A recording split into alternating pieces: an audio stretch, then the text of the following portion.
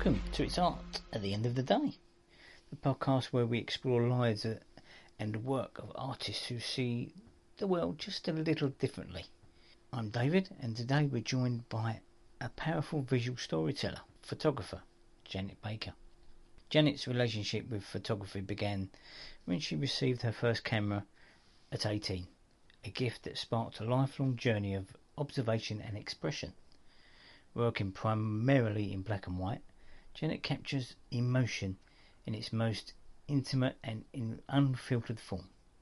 Her photographs are quite contemplative and deeply human, reflecting her sensitivity to light, shadow, and the stories that unfold in everyday life. But Janet's artistic work doesn't stop at the camera. She's also an active community organiser, hosting exhibitions, film nights, and creative gatherings, if I can say that properly, at the Woodfield Pavilion, a community space nestled in the heart of South London. There she helps foster dialogue, collaboration, connection among artists and neighbours alike. In this episode we'll talk about what it means to see and feel through the lens, her love for the monochrome imagery, and the value of making art in community. And please listen with me to my conversation with Janet. Meeting all these artists, I've got a studio in the Royal Docks. I just enjoy talking to people about what they do. Yeah, it's really fascinating. Yeah, it's fascinating, and here we are. Well, I've got the other pleasure is the fact that because I work here, not only can I talk about what they do, and I can lure them into doing it here. Yeah. Because this is, it's technically we're not an art centre, but I've very much turned art into the backbone of what happens here, because it's the backdrop to many of the events, or it's a reason to be open. Yeah, so actually, it's a busy space, isn't it? Yeah, and we have to entirely self-fund. Yeah. We don't get grants. We're a charity, so there's we've still got the bills that everybody else has. Yeah. You don't get fewer bills because you're a charity. So it's quite a challenge. So the art is really important, and the artists are really important. Yeah. But what about your art? Well, so I'm a photographer, and I got into photography because I can't draw. And when I was about 16, 17, somebody gave me a Pentax K1000. Oh, okay. So I'm old school. I love thinking about images in the same way I used to. So I photograph the shit I come across, for want of a better expression. Right, yeah. It's the weird angles of light. I love a shadow. Yeah. It's the odd things on the ground. It's peculiar. It's seeing the world in a different way, isn't it? Because sort of non-artists and that are quite blinkered, I feel. They just they walk in a straight line from home to work, and that's all they see. But when you start looking around you, it's a weird and wonderful world.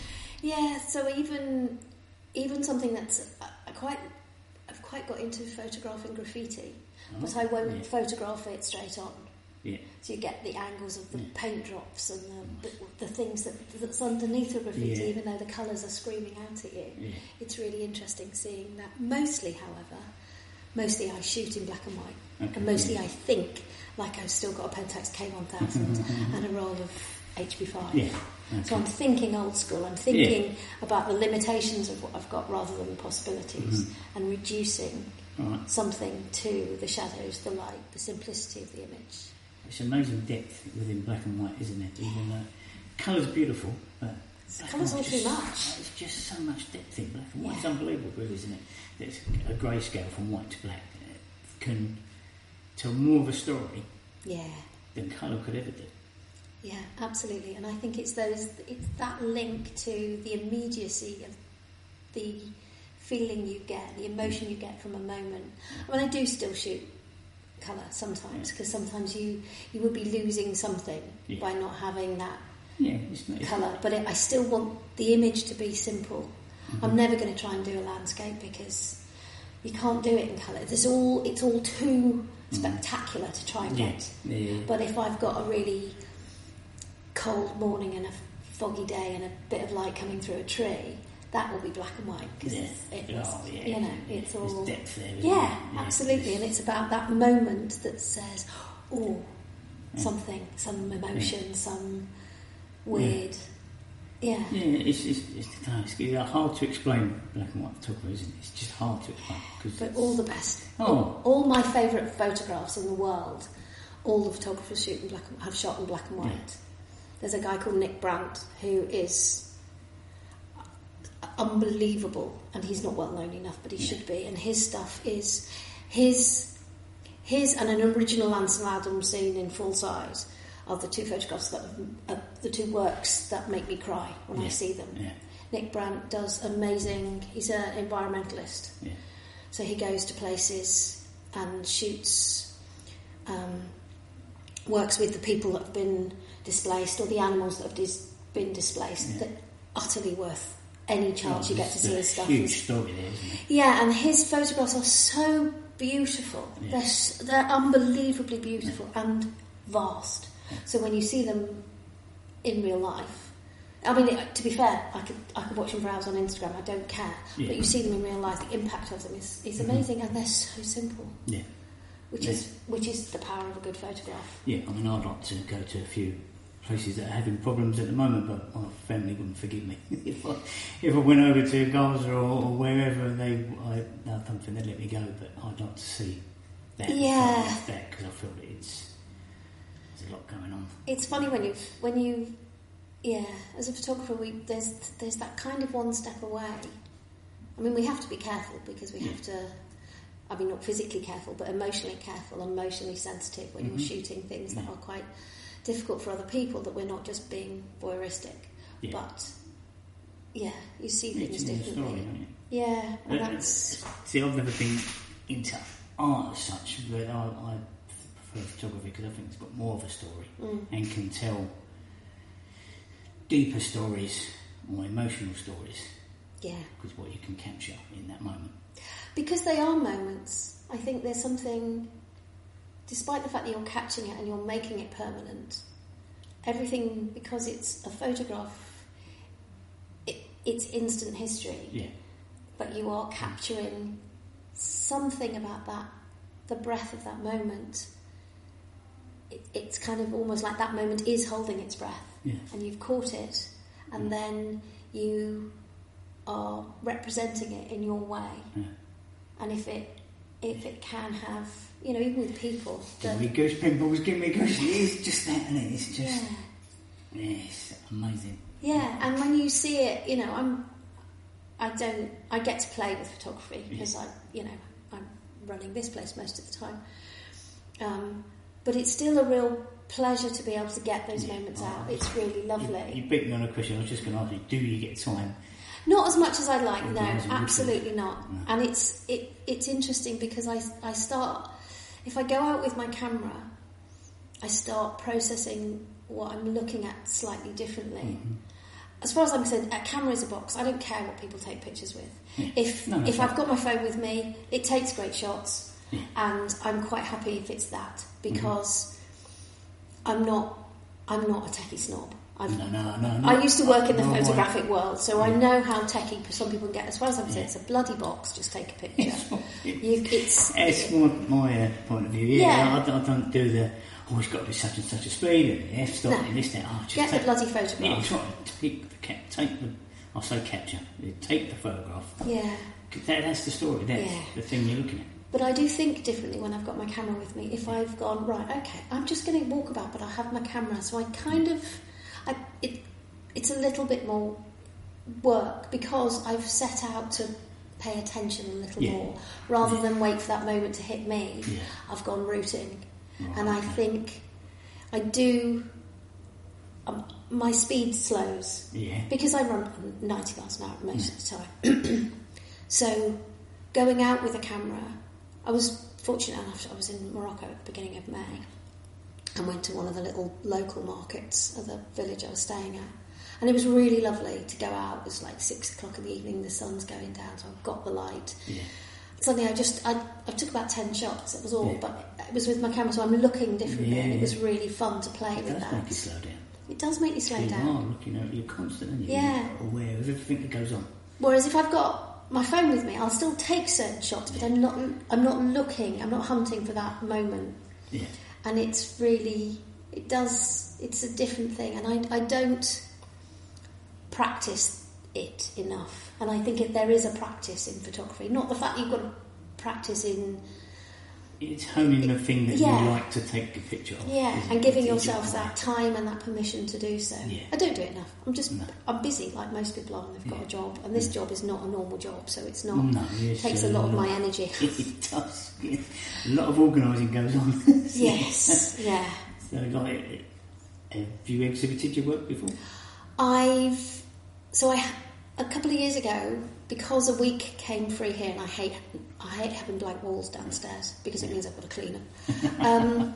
I did a week here, and that was the first solo. I've been in group shows a lot, but I haven't. The first time I exhibited anything was 2018. So I did a group show with some women over in Dulwich, and that was amazing. And it was the first time I'd sold work to people I don't know, and that's a real privilege. That's a real buzz you get. Yeah. Somebody you have no idea who they are, looking at your picture and going, "Yeah, I want that on my wall." It's so emotional. It's really fabulous. Often, I've only been doing this like 2 years. I've been in the usual jobs and stuff like that, and done a couple of pictures, printed them out, had them framed, and I've gone, "Oh, maybe I'm good at this." I don't know, confidence in it. Yeah. And then give up. Had a little bit of a thing in work. Do this. Went up and went, "Oh, no, done." And here we are. But when the first person that bought a piece, it was like, besides the money. No, it's the money's a huge bonus. Don't get me wrong, but it's just the fact that somebody gets what you've been saying. Yeah, it's just I can't explain the feeling that it gives you. I mean, the lady I dropped it off, and within an hour of me on the way home, she texted me, "I can't stop looking at it." Even now, I'm getting a bit emotional about it. She's like, it's in her kitchen, she can't stop, and it fills her with joy every day. And you're like, yeah, but I've done it. Yeah, it's a real buzz. And it's that a real is the thing. Yeah, and there's a thing called the Brixton Summer Show, funny enough, in Brixton, run by the Brixton Bugle, and they started that in 2018 as well. So I entered picture, and I won. Wow. So they do a people's vote for it, and it was like, oh my god, it's just the most people. It was wonderful, and that was a real kind of boost to my confidence to think, to think the idea that okay. Not like thinking, I'm a photographer, but just the fact that people like my pictures. It's not just all the stuff that's in my crazy head. You enjoy what you take. Yeah. And when someone else enjoys it and you go, yeah, exactly, it gives you a little bit of validation that, you do know what you're doing. Yeah. What you take is broader than just you. Yeah. And also, I think, so I off the back of that, I got to have a solo show at the Tate in Brixton. But then lockdown hit and all sorts of... Anyway, so I've got a solo show in September, the Tate in Brixton, which will be a big deal because it's not here. Yeah. So it's not... Yeah. So it's not... This is sort of safe ground for me, which is lovely, but I kind of need to be a bit scared. Because I think it does you good. Of course, But one of the things I think, because I get what it's like to put your work on a wall. Yeah. So I know it's a big deal. No matter how confident an artist you seem, the fact that if you're having an exhibition here at the Woodfield, it's a big deal, and you need support for that, and you need encouragement, because it's quite a scary thing, because you're putting your heart on the walls of the building I run, and the building I take care of, so I need to take care of the people that are doing that as well, because it's a big deal, and I think it's quite a lot of the artists, because they're used to seeing me as the manager and the force behind this place, but because they know I'm an artist as well, they know that I'm going to look after them, and they know that I get how hard it is having a show. Yeah, because it is. Even part of a group show is quite tricky if you've never done it before. And it's all about being inside, isn't it? Because your art comes from inside. Yeah. So it should. Yeah, and it's putting yourself up. It's basically showing you in front of all these people that come around and look, and you go, And I know what works here as well, because it's quite interesting when you see the pieces that people care about are the ones that get the most reaction. It's a fabulous place. I am going to join. Excellent. I am going to join. And well, you can be in the group shows. That's the easiest. Pieces, That's such a nice thing to be part of, because one, you get to know lots of the other artists, and they're becoming so supportive of each other. It's a really kind space, which is the goal, isn't it? It becomes a sort of collective in and of itself, and it's fun doing the group shows. It's a couple of weeks. All you need to do is one slot. You can bring loads of your other stuff. I mean, I don't need to promote it, but might as well. But it's just a nice space for other artists to kind of get each other. Plus, when people come here to see the exhibitions, they're meeting artists. They're meeting the creatives. You can chat to them about your work. You can chat to them about what they do as well. Because chances are, most people that are interested in art have a sort of inkling of things that they would like to do themselves, or do, but haven't got the confidence to take it further. Confidence is a big thing. Yeah, it's a massive thing. Yeah, and I'll win in the studio just for a place to produce my stuff, have somewhere to store it, and I just envision being in the corner, out the way. People will get it, because it's like a building with 4 artists in it, 2 upstairs, 2 down, 3 down. Been sort of dragged into speaking to everybody. Everybody's lovely. They've all got their own thing, but I've been inspired by the way they work. And we're talking. I'm not in the corner. No, front nobody and should centre be. with them. Art is a shared experience. Yeah.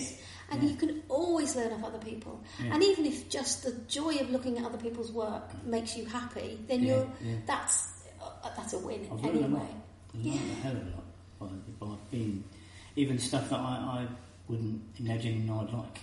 Yeah, it's really interesting. Yeah. Plus, you'll learn the practical stuff. You'll learn about your Instagram and your this, that, and the other, and what works best, and where the good places to show is, and have you joined this, or it's all that community. It's really vital. Yeah, it's a big thing. Yeah, and it helps. And we, if you're lucky, you might sell some work. But the goal is, if you can cover your costs, brilliant. Beyond that, anything's a bonus. But it's just about being able to continue to create your work is really How many regular artists do you have here? Well, I have probably about 60 or 70 throughout the year. Oh, wow. So I've got the solo shows, so most people get 2, maybe 3 weeks if they book those. I've got 4 group shows a year. So I've got... there's this one coming up in June, there's one in October, and then I have the winter one, which is January and December and January, so it goes over both years. And actually, you'd think January wouldn't do very well, but it really does, because people are then spending their Christmas money, which is always good. So those kind of 4 shows would do really well. Then I've got a couple of markets that I do, and then artists often do stuff at those, because I don't want markets full of, I like it creative, rather than just, I don't know, whatever it is that other people sell at mine. So there's a lot of artists that get involved. The group shows, I can have anything from 30 to 40 artists, because there's a limit to the amount of pieces. But that's wonderful as far as I'm concerned. And a lot of them, I've had people that started in the last couple of years, or certainly lockdowns. Quite a few people started in lockdown.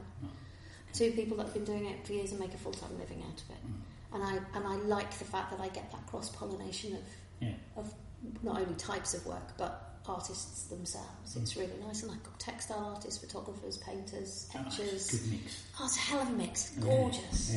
And people... just pictures on a wall, it's a bit of everything, which is really nice. And again, people get to meet those people. You come down. You go to a gallery normally, you're just looking at a wall. Yes, it's great, and yes, it's lovely, but...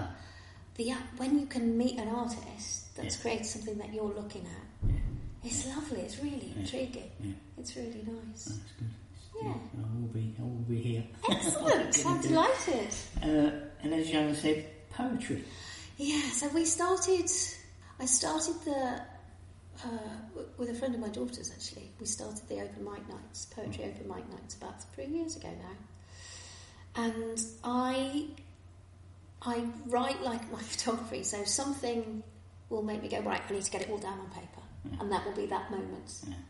It kind of needs to come out, and sometimes they're funny, sometimes, well, actually, usually they are, because that's just how I write. But and it's really, so every time we do the open mic nights, I will always read a thing, And usually I'll have just sat outside and written it. You've done it. And it's because it's all very immediate and how whatever needs to be processed in my head, because my head is, full of many things.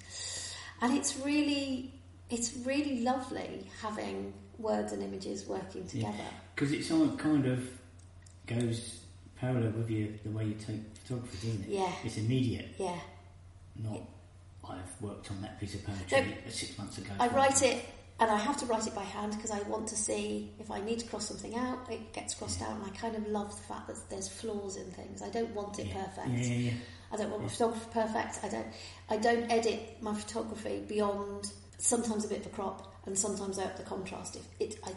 My photography works like I would if I was printing it in a dark room. Mm-hmm. I'm not going to Photoshop it to within an inch of its life. No. The same with the way I write. It's just it all comes out, and then there may be a tiny tweak, and that's it. It's done, and I have to let it be. Yeah. Because that's and they're really fun, and I've really got into it. It's great fun writing. Yeah. It's really kind of it's another part of stuff that's in my head that comes out. Yeah, it's clever, because I can't string two words together. I'm no good with a written word at all. No, I love it. I really love it. It's, it's something I've come to fairly late. It's just, so I go round and do the occasional open mics, because I've got now a few friends. That's brave though, isn't it? It kind of is, but it kind of isn't, because again, it's about the environment that's created for you to be able to share whatever it is you need to share. Yeah. So the same as this space is I use the word safe space, but I don't. It's a supportive space, and I often find that with the open mic nights, it's exactly the same. It's a supportive space. People are there to just enjoy what you can offer. It's not that you're not performing, and they're not bought a ticket and they're going to be disappointed with what you're offering. Yeah. It's just, and everything's different. Everybody does something different, and we all have. It's the same as a group show of art. You'll have things that you like, you'll have things you don't like, you'll have things that surprise you that you had no idea were going to turn out like that. And it's that joyful mix, and that people are just offering something. So it's in a way, it's so much like the art shows, the collective art shows, but it's just a wordy version. It's really lovely. Yeah. It's again another art form, isn't it? Yeah. So what's really nice is to be able to, because if you can go to you can go to them just as an audience member, which is really fun, and you kind of you understand the rhythms and the patterns of the people that speak, but they're really fun. Yeah, they're different. I've just been working with a poet. He's been doing some poetry to my pictures. He looks at me on Instagram, picks a picture, and then writes. And but I couldn't do it. But if you went to, imagine it combined though. So you took pictures for his words in a different way around. We are good. That is something that we're going to be doing, and hopefully, maybe in the future, maybe have an exhibition with. The idea possibly will be my pictures on the wall. He's going to do some poetry too, or vice versa. And then as the audience members come in, he's going to give them his poetry, and they've got to find the picture that. Oh, nice! That. So it's early days. They do go well together. But I mean, I've done one to his poetry. I've got one to do. It's about sort of blacksmiths and stuff like that, and I've been putting out emails to blacksmiths saying, "Can I come and take pictures?" I've had no response back, so I'm still searching for a blacksmith who'll let me stand there and take these pictures. Photos of him working. There used to be a female blacksmith in Brixton. I don't know whether she's still there. People sort of back off of it, but you can't take pictures of them. Well, you kind of explain the project that you're more likely to. But that's something in the future. Yeah. But enough about me. Other than your exhibition in September, you got anything else?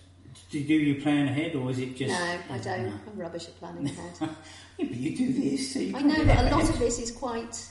It's not that far ahead. We're a charity. I can't be planning for next year, other than the exhibitions. That's quite easy because you tell artists you've got a spot of bit of window of opportunity, and they're like, "Yeah, go on then. I'll put my life out." There is, but no, I haven't really got anything major planned ahead. I think I'd like to work try working differently rather than go out and hunt. Is go out with a project in mind, which would be interesting. And I don't tend to do that. No, but occasionally, I did one on trees because I'm slightly obsessed with shadows. So I did one on the shadows that trees and leaves make, which was rather lovely. It's nice to have a series of photos, isn't it? But it's I need to, but I tend to just snap what I see. And I think, that is completely valid. Virtually all my work's that, and I like that. But it's that going out again. Just going out with a camera would be an achievement in and of itself, because I don't do that enough. Interesting hunt. It's like hunting, isn't it? Yeah, I don't never thought it that way, but I'm often hidden behind a tree somewhere taking a picture of something. Well, it's because I don't have to make a living at photography. I've done years ago. I did a couple of weddings, and realised that my approach to taking pictures, especially of people, is I want the gritty ones. I want the interesting ones. I want the picture of the granny smoking a fag at the back of it, which I did get actually in one of mine. And I thought, I'm not here. I'm not interested in the Instagrammable images. Huddle up, come on, huddle up. Yes, the bride, the groom, get the name. Yeah, they're very good and they're valid and they're what people want, but they're not what I can give comfortably. Stuff because in between the lines. So I'll just continue to play. And do a bit of hunting. That's the best photography going. Yeah. All the manufacturers' images we see and all that is not real. No. Just walking along the street. And the problem is, because of digital, you can reshoot until it's right, which I think is sad because we do lose those mistakes, those oddities that, something going wrong. Nobody lops the head off a picture. I grew up with people not being in the picture. With, somebody would have lopped the head off or in some weird angle. You don't get those anymore because it's all too perfect. And I try and not do that. I try and not do that. I'm very good at framing an image, obviously, so I'm not going to be lopping anybody's head off. But it's I don't want things to be perfect. I like grubby. It can be out of focus. It can be slightly blurry or just hint of someone walking by or anything. Or I don't like perfection. No, it's not. It doesn't achieve much. And also it feels like a bit of a lie because in order to get the perfect photograph you will have had to take 300 shots to edit, to Photoshop, to all that. And so it's not really what it was. And I like that. Going back to the fact that I want that moment. I want the feeling of that moment on the picture. And that moment wasn't perfect. That moment was just cool, as I was lucky. And there is a lot of luck to a good photograph, which is also fine. Yeah, you can sit and wait and nothing goes on. Yeah. And then other times, like you say, you're looking for it. Yeah, and it's because I'm not, as I said, it's different with projects. Going back to Nick Brandt, the work that he puts into creating all those images, they're very, I wouldn't say a formula at all, but he puts, months of work and research and everything into getting those images. Those images are set up, but those images are still a moment. They could have been other. They could have been different, and he captures it because he's got such an honesty. Really do go and have a look at his stuff. It's exceptional. But I don't do that sort of photography. So the photography I do needs to have a rawness to it and a kind of an honesty. Yeah. Right, It's obviously I'm more a digital sort of thing, but I tend to go from a film point of view. I do again. I used to Photoshop the hell out of images years ago. Yeah, it's not good. Now I don't think I only use Photoshop now and again, just something silly. Yeah, my theory is if I can't do the tiny tweaks that I want to do in under, I would say 30 seconds tops, it's not the right image. Yeah. I'm trying to make it something that it isn't. Yeah. And so I can't be bothered. No. I haven't got the time for that. Because otherwise you're just like, picking it, it's like you just disappear around the Photoshop rabbit hole. which is always I problematic. think I can't remember last time I used Photoshop. No, it's good. You just need a couple of tweaks and that's it. Yeah, I'll use Lightroom, change the, like you say, the contrast or whatever, just either darken it or lighten it. Yeah. And that's it. There we go. There you're done. Yeah. That's kind of what you do in a darkroom. Yeah. That's, I mean, I do shoot because I don't have a darkroom. It was years ago. I could be arsed and I don't have the skills, but I think, it's quite a simplistic way of working, and I think that's fine. Even though I've got a digital camera or a fancy phone or whatever, I'm still thinking simple because it's better. Yeah, because that's the way you shoot. Yeah. Yeah, that's good. Yeah, it's if I've got to have either my camera with me or my phone. Yeah. And I'm well, they're boxes. They're just fancy boxes. I've done 3 weeks ago. I've done a workshop, street photography workshop. Nice. And that's all. Do you want to hear if you like? Yeah, we'll do. Yeah, definitely. Yeah, okay. Yeah. And I said to the guys, because a couple of them went, I've only got a phone. I went, that's fine. Yeah, don't care.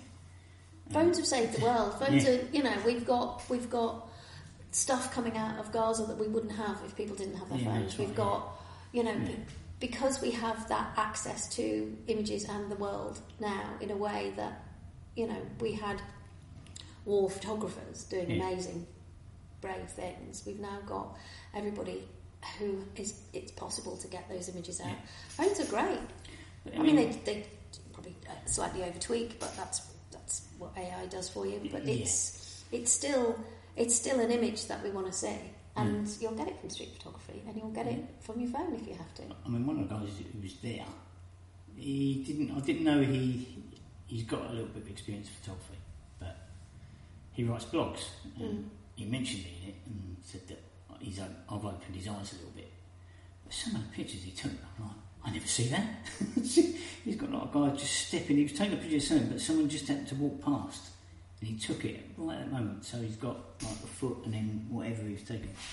No, but it was good, and that was with a phone. So you don't have to have all the technical £1,000 cameras. I mean, no, mine isn't. It's just like a little Fuji camera because it's the weight. Years ago, when I used to work in the photographic industry, I would, on many occasions, you go to some of the photo shows. I used to work for a company called Calumet. I used to work in a lab called Joe's Basement. So I've worked in that world. West End, didn't they? Yeah. So you can guarantee that, often without wishing to be so gendered about it, but a lot of middle-aged blokes would come in with the latest gear and just want the latest gear, and never talk about their photographs, would only talk about their camera and what lens they've got and what this, that and the other they've got. I just think, go and take some fucking photographs. Yeah, that's right, yeah. I recently went to the photo show, video show at Excel. Oh, yeah. I didn't take the camera because I was looking at the cameras. No, but how many blokes, and I'm sorry, but it was mostly blokes. They were all with their camera bags, and each manufacturer had a model. Yeah. And they were like, oh, this. And I've gone, with my phone, bang, there we go. That's it, walked away. And I got a good picture of, like, there's a lady dressed in, like, French, looking as if she's outside a bistro, through the bike. There was a pedal bike there. But they had a whole front and centre thing in there, David Bailey, with their Canon whatever. No, it's awful. I can't be done with all the No, and it's just, stuff. No. It's take a bloody picture. That's what it's for. I've had a few heated debates over it all. I know. They go to me, was that shot taken wide open? I go, don't know. I know. And they go, what do you mean you don't know? I went, I just took the picture. Yeah. It's the there will always be those techie types. Yeah. And I'm not interested in that. I think they missed the point a little bit personally. Oh, absolutely. They want to prove they've got the technical stuff. It's like they don't care. Yeah. It's just take a picture. I know. It's amazing. Thank you for talking to me. Absolute pleasure. We've wittered away for quite some time. Yeah, and I'm definitely going to come down. I'm going to join. I'm going to, and I will take you up on doing a workshop. Oh, I bloody love it. Yeah. Yeah, I will do that. No rush. We can always do these things, especially if you're going out and about. Yeah. It'll be fun. We'll work out how to do it. Okay. It'll be really good. Yeah, interesting. Thank you very much, Jeanette. Pleasure. And nice to meet you. Sort of I know, because Yellow being here, we've never met, but it's nice to meet you and talk about you and find out all about your art. Thank you. Hope you enjoyed these conversations with Janet. What always strikes me, episode after episode, is how every artist brings their own unique lens to the world. Yet certain threads keep showing up. Care, curiosity, courage, and a deep need to connect. Janet's work reminds me how quiet observation can be, and I should know, and how much meaning lives in the everyday. Each guest I speak to brings something different, but there's always a shared sense of purpose in their practice, and I truly admire both contrast and the common ground. If you've enjoyed this episode, feel free to share it. Leave a review, a like, a this or that or whatever, or just carry some of these thoughts with you into your own creative day. Always look around you. Don't walk at the straight line. There's a lot going on. Until next time, keep looking, keep making. And that was It's Art at the End of the Day.